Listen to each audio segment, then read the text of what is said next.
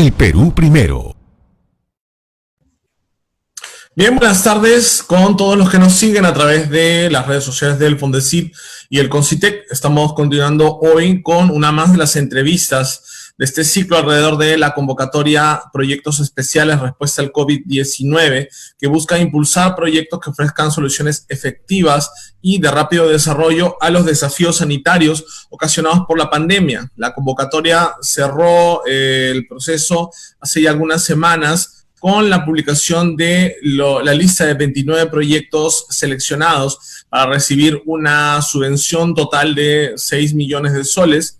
Individualmente cada proyecto recibirá hasta 350,000 soles y estas iniciativas están relacionadas con las áreas temáticas de desarrollo y validación de sistemas de detección, desarrollo de kits de diagnóstico, pruebas moleculares, telesalud y salud móvil en lo referido a soluciones digitales para acercar los servicios de salud a punto de atención, desarrollos tecnológicos e innovación, todo lo que está relacionado con la protección de los dispositivos médicos como ventiladores mecánicos, tratamiento en lo que respecta al desarrollo de fármacos y vacunas y estudios epidemiológicos y sociales. Esta primera convocatoria obtuvo una respuesta masiva de la comunidad científica nacional y es por ello que el Concitec ha considerado oportuno el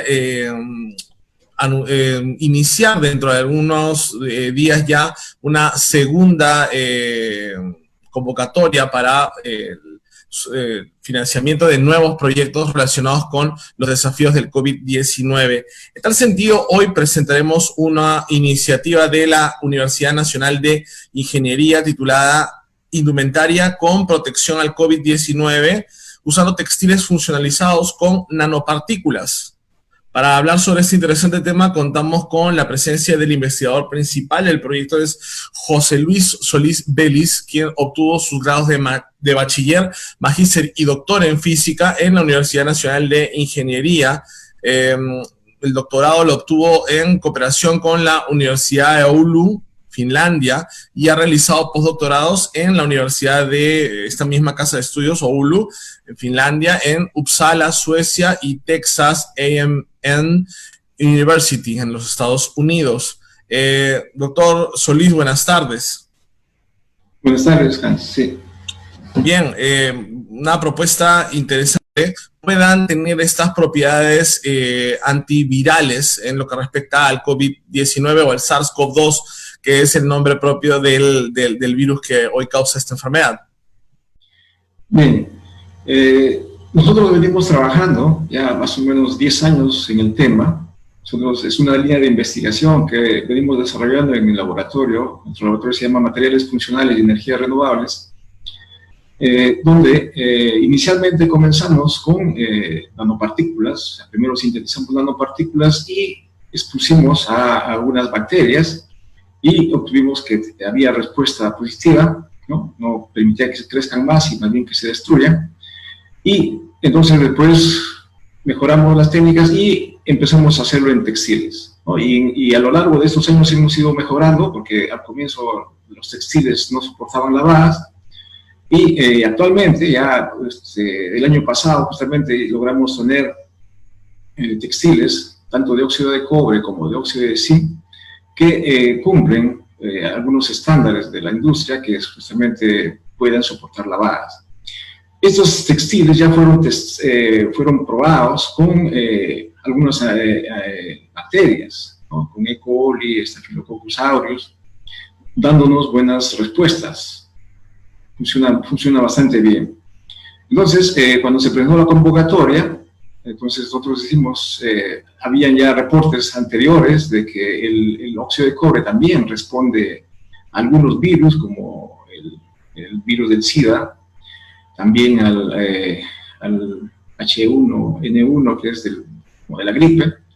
Entonces empezamos a buscar y encontramos un trabajo justamente bien interesante que en marzo fue publicado por un grupo norteamericano, donde expusieron el virus a 4 superficies, ¿no? Hicieron un aerosol y expusieron a 4 superficies, al cobre metálico, al carbón al cartón, disculpe, al acero inoxidable y al plástico. Entonces, y vieron hasta cuándo, qué tiempo se demoraba estaba el virus, en qué momento se inactivaba, y observaron que con el cobre se inactivaba después de 4 horas. Ya no había ningún virus. En el cartón podía estar hasta 24 horas. En el acero inoxidable y en el plástico podían estar hasta 3 días. Entonces, esa hipótesis nos llamó mucho la atención y es justamente, esa es nuestra propuesta. Ahora queremos exponer estos textiles justamente al SARS-CoV-2. Bien, para quienes, digamos, están por debajo de los 40, 35 años, quizás será una novedad pensar que, por ejemplo, hace ya algunas décadas era de uso muy común que en los hospitales, por ejemplo, las manijas, ¿no? Las perillas de las puertas fueran de cobre, precisamente porque, digamos, siempre se ha observado esta propiedad antimicrobiana que podía tener el cobre. Sin embargo, ya está dilucidado por la ciencia cuál es exactamente el mecanismo que se pone en funcionamiento para que el cobre inactive este tipo de partículas, por ejemplo, las de los microbios o algunos patógenos con la forma de gérmenes, más allá de un poco el trabajo que ustedes van a realizar para ver sus propiedades antivirales. ¿Cómo es que funciona, o si ya se ha entendido cómo funciona este mecanismo antimicrobiano del cobre? Sí, hay modelos, o sea, donde justamente lo que sucede, o sea, hay varias posibilidades. Una es, por ejemplo, de que las nanopartículas ingresen a través de las membranas directamente a la célula. Al microbio, ¿no? O sea, y justamente al ingresar pueden producir justamente algún daño y lo matan a la bacteria. Otra es de que, porque en el caso de las membranas ingresan ciertos cationes. O sea, por ejemplo, ¿no? El calcio ingresa, porque es un elemento vital para el funcionamiento de la bacteria. Pero justamente por el tamaño, justamente el cobre, iones de cobre pueden ingresar.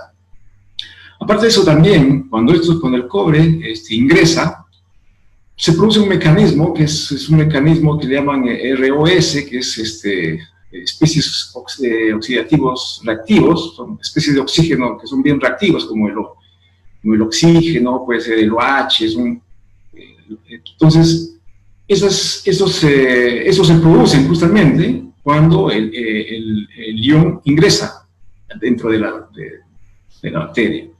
Y entonces se producen un montón de ROS y eso justamente hacen la inactivación o matan a la bacteria. Entonces, más o menos ese es el mecanismo.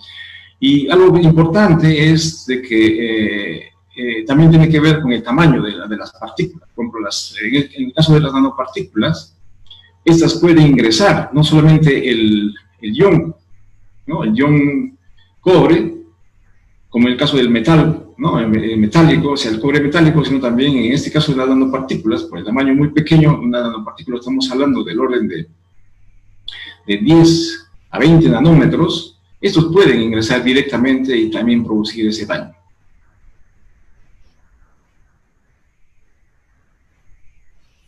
Bien, doctor, precisamente sobre estas nanopartículas, ¿no? Sabemos que ampliamente que el Perú, pues, tiene una industria extractiva del cobre ampliamente desarrollada, es una gran parte de los ingresos de la minería cada año. Sin embargo, creo que cualquier analista y persona bien informada va a estar de acuerdo en que no producimos mucho cobre con valor agregado. Me dejo entender, producimos el cobre para que sea industrializado, manufacturado, pero no muchos productos de cobre. En el caso de las nanopartículas, ¿no? Puede abundar el recurso natural, ¿no? Esta materia prima que es este mineral, pero ¿qué tan capacitada está la industria nacional para la producción de nanopartículas? Y si es que no fuera ese el caso, si es que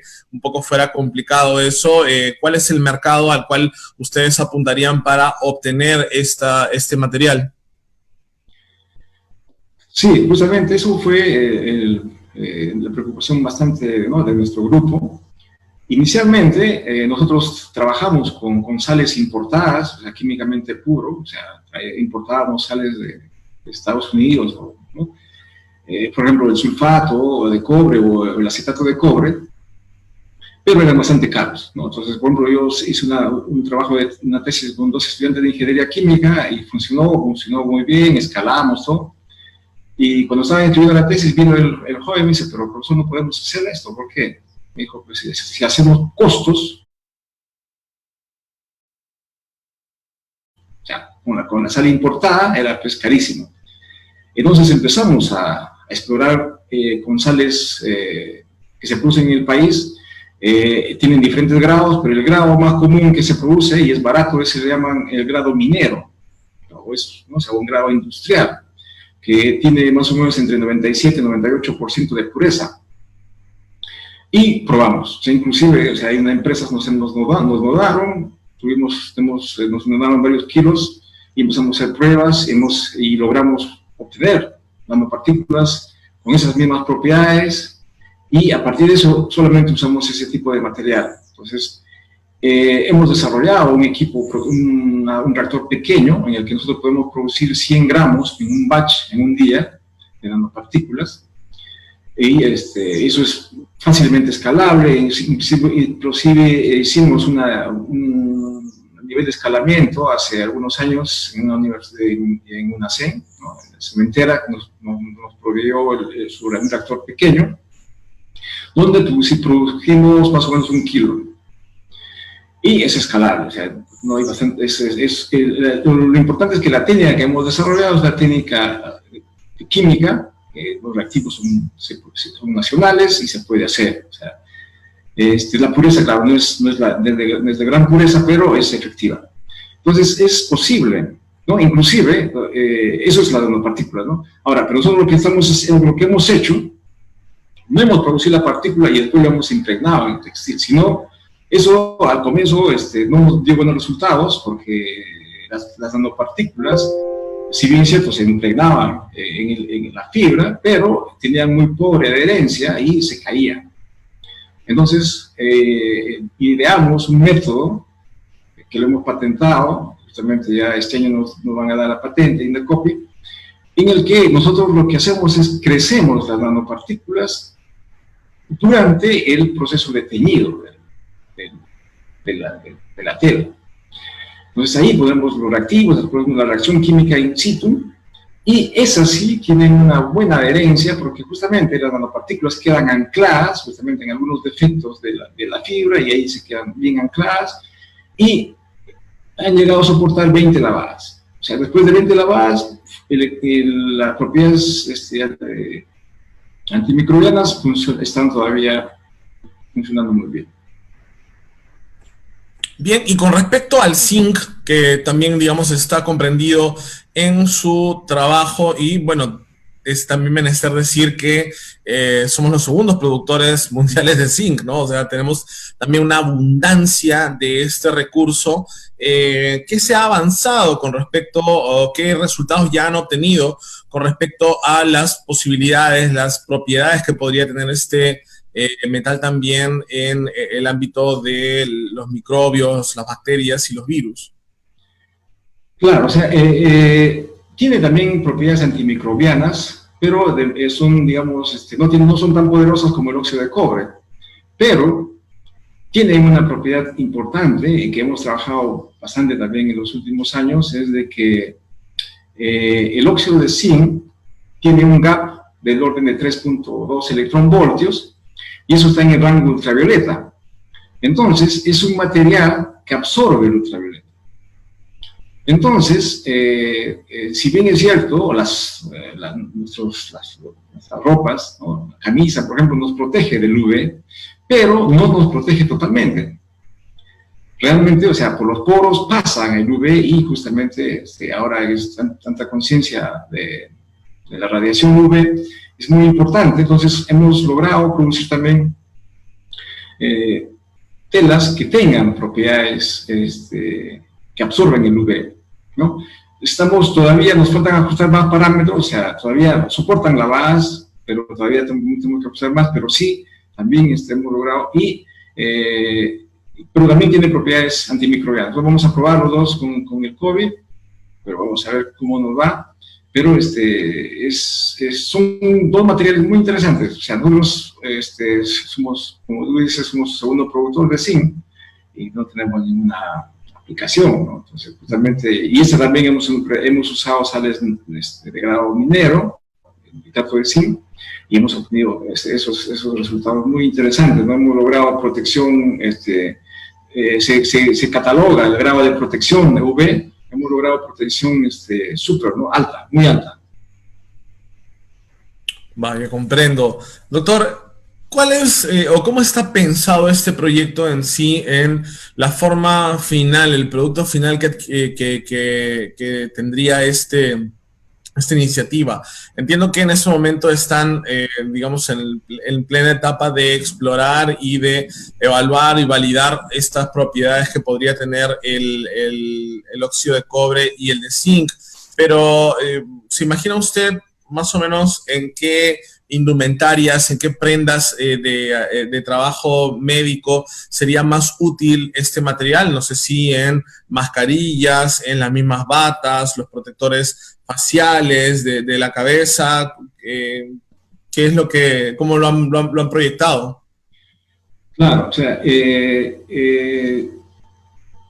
lastimosamente, o sea, no es muy segura para las mascarillas, porque las nanopartículas hay una probabilidad de que puedan salir, o sea, ¿no? Porque no estamos respirando, estamos exhalando, entonces no es totalmente segura, porque podríamos nosotros aspirar a algunas nanopartículas y puede ser un poco dañino, pero para otras, por ejemplo, ¿no? Para las batas, para las sábanas de los pacientes, las batas de los pacientes, para los pantalones, para las almohadas, todo indumentario que se usan, para eso sí se puede usar, ¿no? O sea, inclusive, no solamente los médicos, ¿no? Inclusive pueden ser, por ejemplo, los de limpieza, los policías. ¿Por qué? Porque el costo se va a incrementar, pero no mucho, ¿no? Y si es que se escala esto industrialmente, eso puede bajar los costos.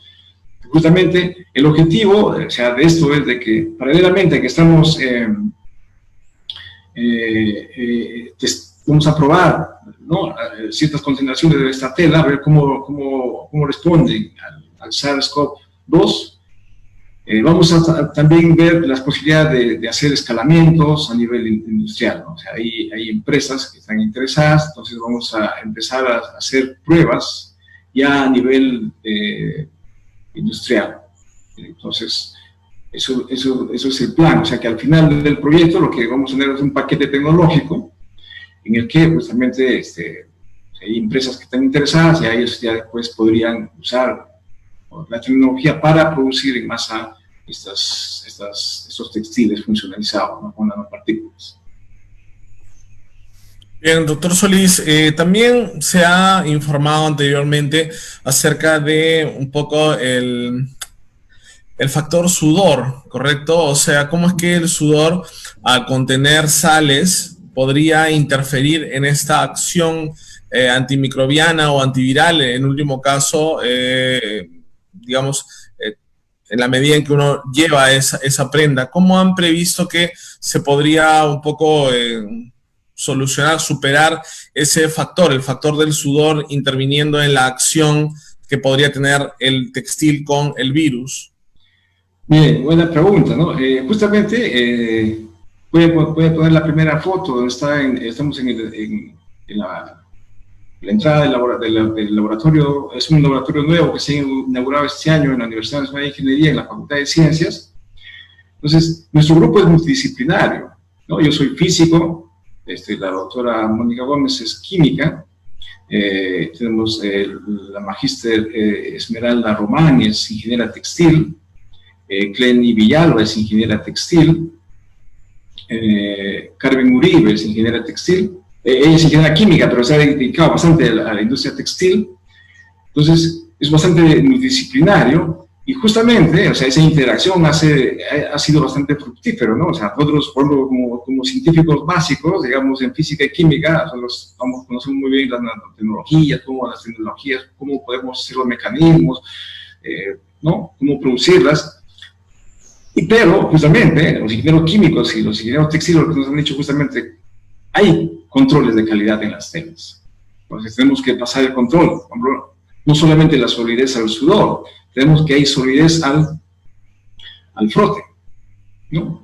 Hay solidez al lavado, ¿no? Y solidez al sudor. Entonces, nuestras prendas, las textiles han pasado estas pruebas. O sea, pasado esas pruebas. Esas son pruebas estándares en la industria.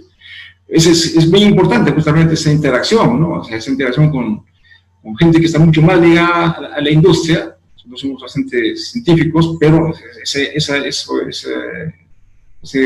nivel multidisciplinario ha hecho que hemos avanzado bastante, ¿no? Inclusive, en este caso, en este proyecto hemos incluido gente de biología, porque este análisis no se puede hacer en el país, porque se requiere un laboratorio de bioseguridad nivel 4, que no hay en el país.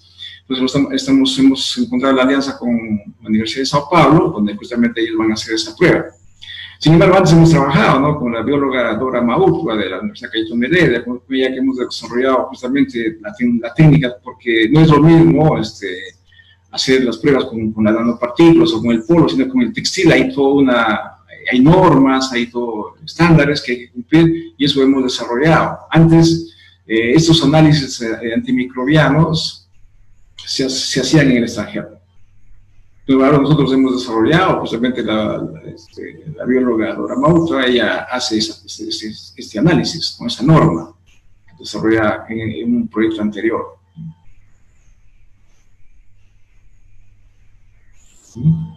Bien, doctor, cuando uno piensa en textiles que integren la fibra de algodón con fibras o con partículas, nanopartículas de algún metal, pues mucha gente que no está acostumbrada o que no está familiarizada con estos términos puede tender a pensar que se trata de fibras intercaladas, ¿no?, entretejidas de diversos materiales, y en realidad estamos hablando de una prenda que en la práctica no va a lucir muy distinta, en realidad nada distinta a otra prenda que no tiene ningún tipo de agregado, que es una prenda de algodón puro y común y corriente, ¿no? Cuéntenos un poco para aterrizar el tema a los televidentes, a la gente que nos está siguiendo en la transmisión, cómo es que se producen estas tinturas, porque muchas veces es eso, ¿no? Se trata de tinturas que contienen estas nanopartículas, ¿no? Mucho también se ha hablado en algún momento en los últimos años sobre las tinturas con nanopartículas de grafeno para hacer ropas muchísimo más resistentes, ¿no?, que puedan resistir miles de usos o miles de usadas, ¿no?, que prácticamente no tengamos que desechar. Pero en este caso, ¿no?, el del uso que le pretenden dar ustedes, ¿cómo es que se, digamos, integran estas dos materias, el metal o el óxido de estos metales con las fibras naturales del algodón?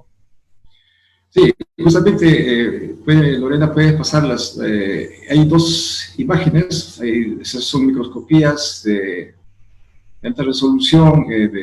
Una es con el óxido de zinc, ¿no? Son las partículas más grandes que se observan, y también hay otra en la que son las partículas mucho más pequeñas, que es el óxido de cobre. O sea, la única forma de ver que si es que tenemos nanopartículas en la fibra es usando un equipo que se llama microscopio electrónico de barrido, y usamos alta resolución para observar justamente, ¿no?, esas. Entonces, la apariencia de la tela, digamos, en el caso del óxido de de zinc prácticamente no cambia. Sigue siendo blanca, porque el óxido de zinc es blanco, entonces no se modifica prácticamente, o sea, no sabes, o sea, si tú tienes dos telas blancas, no sabes cuál tiene óxido de zinc y cuál no tiene óxido de zinc. Sin embargo, con el óxido de cobre sí hay un cambio de color, porque el óxido de cobre es un marrón oscuro. Entonces, no tengo una foto, pero o sea, la tela es ligeramente marrón, pero bien suave, ¿no? Es un color bastante suave y le va a dar un color. Eso nada más es el cambio. Aparte de eso, o sea, todas las propiedades se mantienen. Y justamente la interacción que vemos, justamente no la conocemos muy bien. Acabamos de publicar un artículo este mes. Y justamente uno de los referees nos preguntaba cuál es la interacción, pero justamente es bastante complicado porque justamente estamos enviando ahora un estudiante de Estados Unidos para que use equipos de alta resolución para ver cómo podemos dilucidar cuál es ese mecanismo y si eso después nos puede ayudar para mejorar las propiedades de las telas. No es tan simple, es porque estamos hablando de nanotecnología, pues son partículas muy pequeñas y la fibra también cómo se va comportando.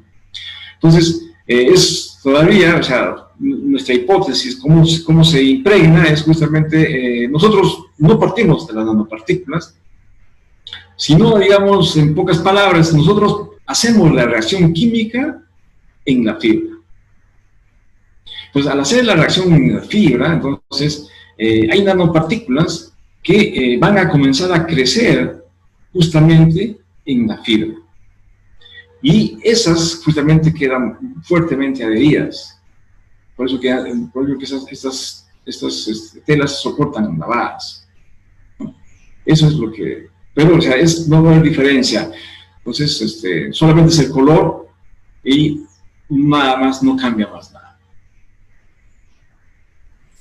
Bien, doctor, entiendo que existen dos métodos en la actualidad que de repente son los más usados en la industria que viene haciendo estos textiles integrados, también wearables, ¿no? Porque algunos de estos nuevos textiles incluyen o se articulan con circuitería, ¿no? Con incluso chips o sensores que nos permiten tener una prenda inteligente. Pero en este caso, entiendo que se pueden emplear dos métodos para la inclusión de las nanopartículas. Uno es el método de impregnación y el otro de agotamiento. Cuéntanos un poco en qué consisten estos métodos y si es que alguno ya se presenta como una mejor opción para conservar, no afectar o incluso potenciar la acción antiviral, en este caso, del óxido de cobre y el de zinc.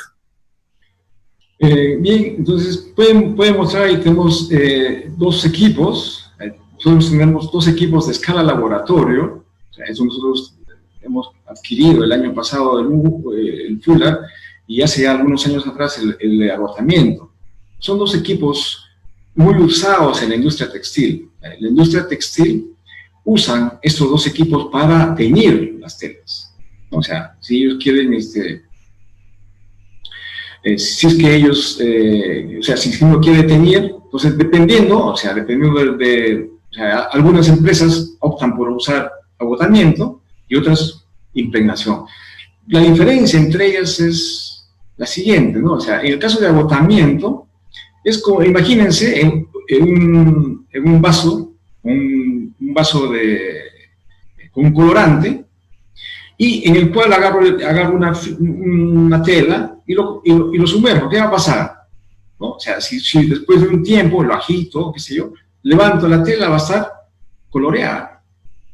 ¿No? Esa es, digamos, en pocas palabras, esa técnica de agotamiento, solamente que en el caso industrial, ¿no? O sea, se tiene un cilindro donde se coloca la tela y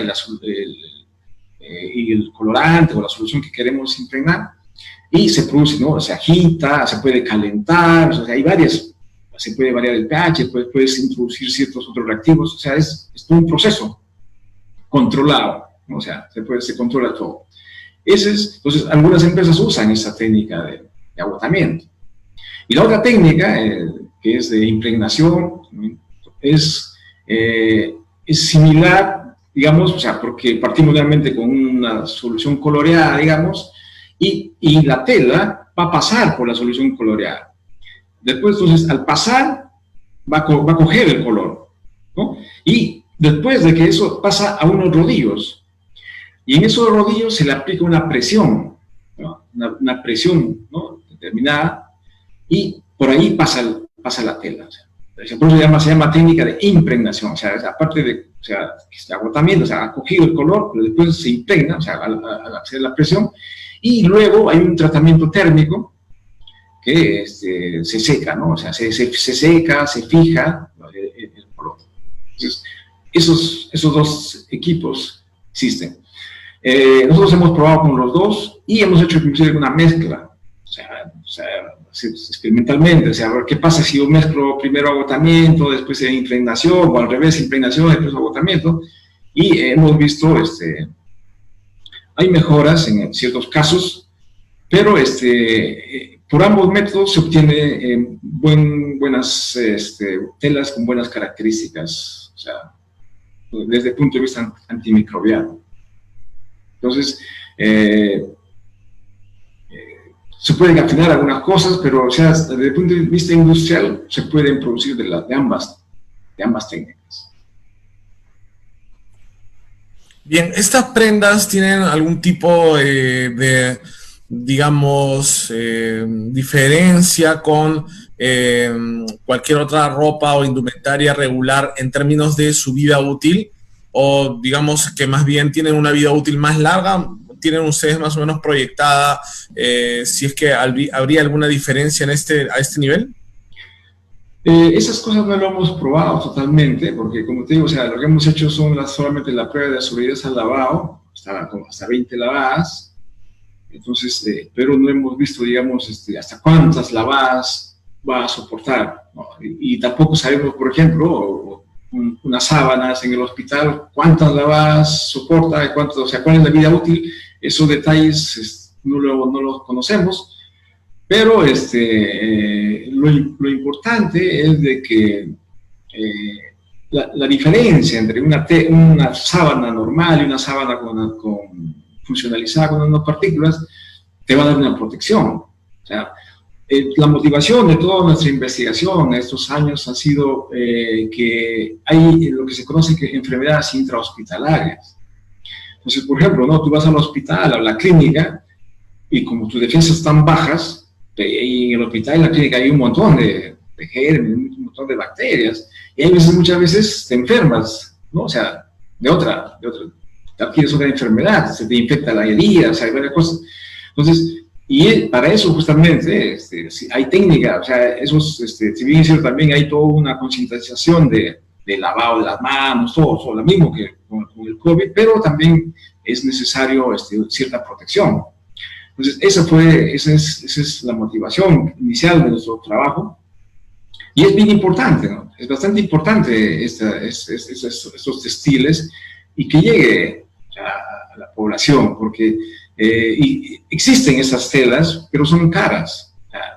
O sea, tú le dices, por ejemplo, tú te compras un polo Nike, ¿no? O sea, y eso ya tiene protección UV, pero ¿cuánto cuesta? Cuesta carísimo, ¿no? Entonces, pero justamente lo que estamos haciendo es desarrollar tecnología nacional con producto nacional que se pueda justamente abaratar y que pueda tener un mayor alcance, ¿no? O sea, un mayor alcance, que esa es la principal motivación de que nuestras investigaciones, o sea, ¿no?, que se entienda, ¿no? O sea, nosotros nos gusta investigar, o sea, entonces justamente esa es nuestra, ¿no? O sea, estamos siempre con preguntas, todo, pero también nos gusta que podamos dar soluciones concretas a las necesidades de la población, ¿no?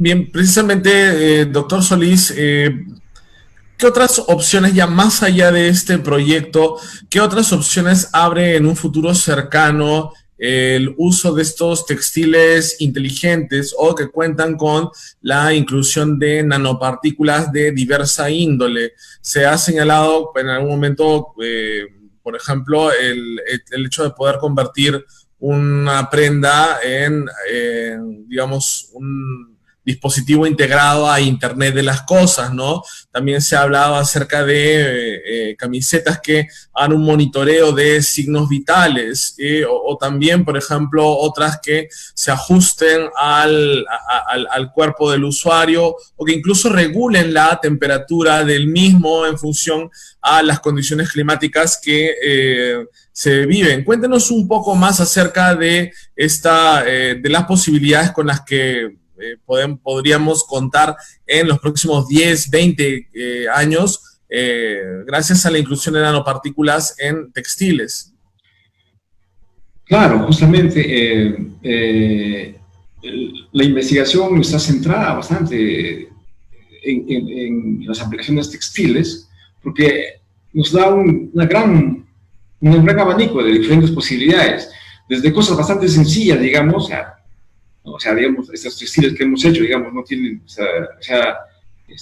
digamos, tanta sofisticación como la que se vienen, pero, hay diferentes. Por ejemplo, nosotros estábamos pensando, por ejemplo, si nosotros ponemos un material que le responde al UV, por ejemplo, cierto grado UV, y cambia de color, como que te diga un indicador. Mira, no debes de buscar un lugar, una sombra. ¿Por qué? Porque te estás irradiando. Entonces, son cosas que están saliendo, ¿no? Entonces, hay muchísimo. Por ejemplo, ¿no? Ahorita hay prendas que no se arrugan. Entonces, esas también tienen nanotecnología, ¿no? Entonces, es muy importante esta investigación, porque actualmente, hay crisis a veces en el sector textil. ¿Por qué? Porque estamos haciendo lo mismo que hacíamos hace 20 años. Y no estamos haciendo nuevas cosas. Entonces, lo que sí hacemos muchas veces es, bueno, pues si existe afuera, bueno, yo compro para hacer las textiles antimicrobianos, pero a veces nos descuidamos en desarrollar otras tecnologías que justamente lo que va a hacer es nos van a dar un valor agregado. Vamos a competir de una diferente forma que la que estábamos compitiendo actualmente, ¿no? Entonces, ahora ya, por ejemplo, no podemos producir lo mismo. ¿Por qué? Porque en Vietnam, en Malasia, producen más barato que nosotros. Entonces, no ese es el camino. Entonces, justamente tenemos que buscar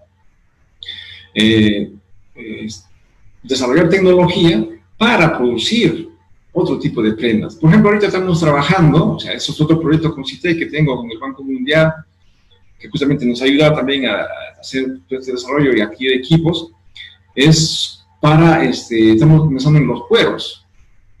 Por ejemplo, últimamente ya empezó, también por la misma competencia, buenamente, ¿no? Tú compras cuero de Malasia, es mucho más barato que acá. Entonces, ¿qué cosa hay que hacer? Justamente, ¿no? Si aparecen lo que llaman los zapatos, no le llaman inteligentes, son zapatos que tienen megas propiedades. Por ejemplo, que ya no tienen el olor. Si tenemos mal olor, por ejemplo, estamos todo el día y la noche es insoportable que nos sacamos los zapatos.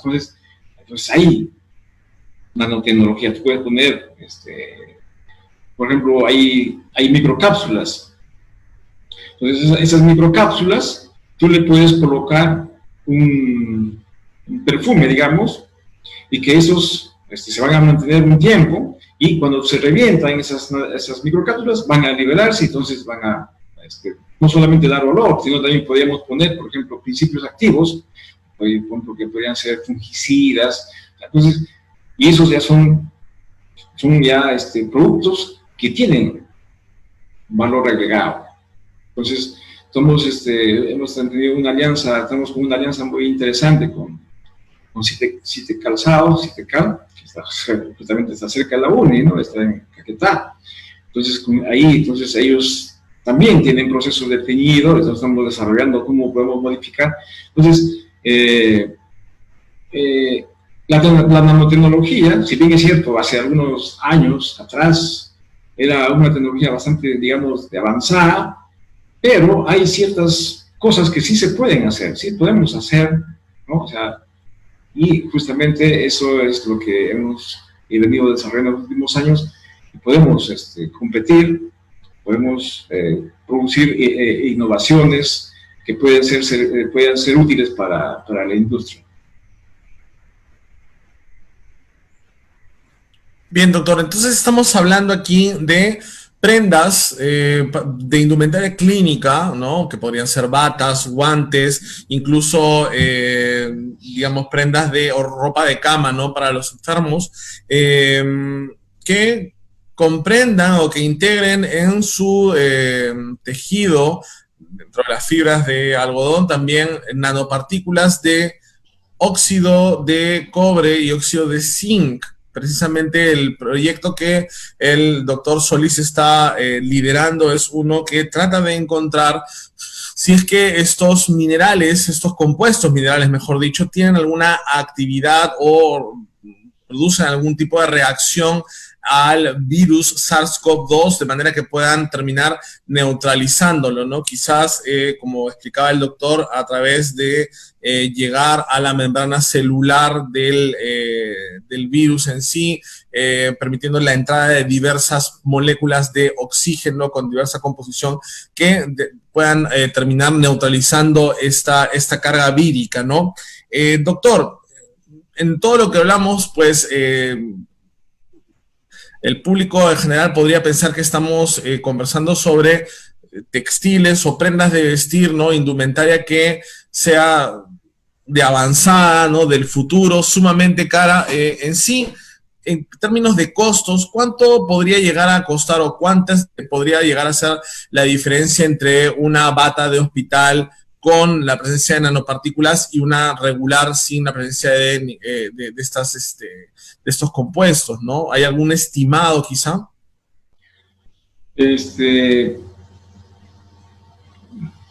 Justamente esa parte, soy científico, pero desde el punto de vista de que nosotros estamos usando reactivos nacionales que no son muy caros, y no solamente eso, sino que imagínate, la cantidad de óxido de cobre que vamos a usar es más o menos entre el 5% en peso de la tela. Es muchísimo. Entonces, y claro, o sea, realmente lo que hay es la tecnología, ¿no? Pero yo pienso que debería de incrementarse quizás un 10% o 15% del precio de una prenda normal. Eso es aproximado, ¿no? O sea, eso es cuestión ya que es la empresa que produzca ya van a sacar sus costos, pero, o sea, digamos, desde el punto de vista de costos, o sea, es eso, ¿no? O sea, no estoy implementando más la parte de la tecnología, el know-how, esas cosas, pero yo pienso que debe ser de ese orden. Bien, doctor Solís, comprendo. Entonces, un poco para hacer ya un balance de cierre de la entrevista, cuéntenos acerca de cuáles son los próximos pasos para este proyecto y quizás en términos de plazos, cuando ustedes, digamos, están proyectando que podrían tener resultados sobre algún tipo de propiedad antiviral del cobre y del zinc en las formas que ya hemos comentado, óxidos, ¿no? Bien, nosotros acabamos de enviar muestras a Brasil, las primeras muestras, ya llegaron a Brasil, estamos ahora en la cola porque los laboratorios de biotecnología están muy ocupados, muchos están trabajando con las vacunas y todo, entonces esperamos de que ni bien se puedan hacer esas pruebas, esperamos un mes, yo pienso que tendríamos ya los primeros resultados desde el punto de vista de la efectividad, si es que nuestras prendas son, si es que las telas que hacemos son antivirales, ¿no? Pero paralelamente eso estamos desarrollando también ya el escalamiento, ¿no? Estamos viendo cómo vamos a escalar y también esperamos dentro de un mes y medio ya tener ya la estrategia y más o menos quizás si se puede hacer pruebas, eso ya depende del sector de la empresa. Entonces, eso esperamos en un mes y medio tener ya bastante algunos resultados. Bien, precisamente sobre eso último que comentaba, doctor Solís, ¿han tenido ya algún acercamiento, alguna tratativa con la empresa privada, con alguien del sector textil para, en determinadas circunstancias y de darse todas las condiciones favorables, se pueda empezar a producir prendas de vestir con estas características? Estamos en eso. O sea, tenemos el acercamiento con una empresa, todavía no voy a mencionarles el nombre, pero ya hemos avanzado bastante. Esperamos la próxima semana, el martes específicamente, ya hemos acordado de hacer una prueba ya en planta. Entonces ya empezamos a hacer en planta y de ahí, según eso, vamos a ver, tenemos que quizás mejorar, tenemos que ir a los controles de calidad, pero estamos avanzando, porque hay interés también, ahora en este momento, por la coyuntura, las empresas también están bastante interesados en producir estas prendas. Bien, doctor Solís, vamos con una de las preguntas que he llegado a través de las redes sociales. Iba referida a la efectividad del cobre, ¿no? Dice, ¿se podría pensar que las nanopartículas son más efectivas que el cobre regular combatiendo el COVID-19? Usted mencionó acerca de que las pruebas hechas del virus sobre una superficie de cobre daban el resultado de que el virus, bueno, desaparecía o se desactivaba en el lapso de 4 horas. Entonces, esto sobre una superficie de cobre. De repente, en la forma de nanopartículas en todo un textil, este cobre tiene mayor efectividad en esa tarea, o es precisamente eso, ese aspecto del que ustedes están investigando. ¿Qué se sabe de ello? Justamente digamos, la investigación que se cuestiona bastante en la nanotecnología justamente es el tamaño, ¿no? Hay propiedades, ¿no?, digamos, de los cuerpos tradicionales que al tener un grado tamaño nanométrico se modifican las propiedades. Y básicamente porque la cantidad, o sea, prácticamente cuando tenemos una nanopartícula de 10 nanómetros, 20 nanómetros, la mayor cantidad de átomos están en la superficie. Por eso que prácticamente son bastante más reactivos que un material que tenga una micra de tamaño. Entonces, el otro es mucho más reactivo. Entonces, justamente es posible de que pueda mejorar las propiedades, ¿no?, con estas nanopartículas, ¿no? Ese es un punto. Y otro punto también es de que es posible también, digamos, hacer hilos de cobre, pero es más complicado, o sea, es más caro, ¿no?, porque, o sea, tener fibras de cobre, entonces el producto se va a encarecer. Entonces, son cosas que hay que poner en la balanza, ¿no? O sea, la efectividad, el costo y todo eso. Entonces, y justamente, pues, desde ese punto de vista, las nanopartículas es un candidato, o sea, importante, porque es pequeñas cantidades, tiene muy buena reactividad. Entonces, justamente, es posible que se pueda compensar. Puede ser que es menos efectivo que el cobre, pero, o sea, son cosas que tienen que verse a nivel experimental.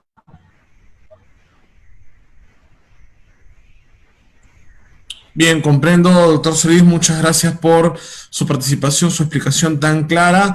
A quienes están siguiendo esta transmisión, esta entrevista en vivo, queremos aprovechar para anunciarles que hoy continuaremos con el coloquio COVID-19, Ciencia, Participación Social, Decisiones Políticas, que organiza el CONCITEC y que se transmite todas las tardes a través del Facebook de nuestra institución.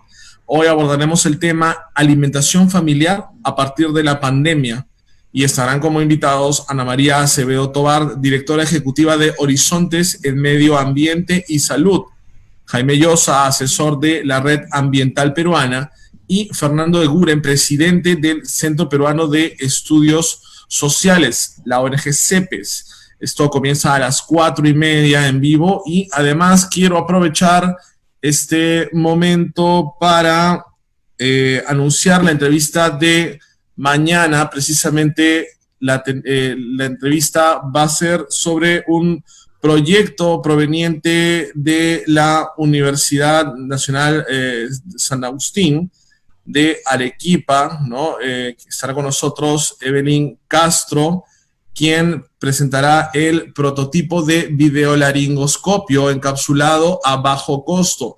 Precisamente sabemos que el COVID-19, mejor dicho, el SARS-CoV-2, que es el virus responsable de la enfermedad, ataca particularmente los tejidos que están presentes en el aparato respiratorio, y uno de ellos también la laringe. Entonces, un interesante desarrollo el que comentaremos mañana. Muy bien, doctor Solís, muchas gracias por su tiempo, por su explicación tan clara. ¿Algún mensaje final? En los últimos años hemos tenido un repunte en el financiamiento de la ciencia y tecnología. Esperamos de que continuemos, porque es la única forma de que podamos, esa gran cantidad de personas que se presentaron al concurso, especialmente porque ya se está formando una masa crítica. Nos faltan más, pero justamente es muy importante el financiamiento para lograr hacer investigación seria, ¿no? Entonces, agradecemos a CONCITEC, ¿no? Y el apoyo que viene brindando a los investigadores. Gracias. Muy bien, doctor, muchas gracias nuevamente, y también gracias a quienes nos siguieron en esta transmisión. Conmigo será hasta mañana. Buenas tardes.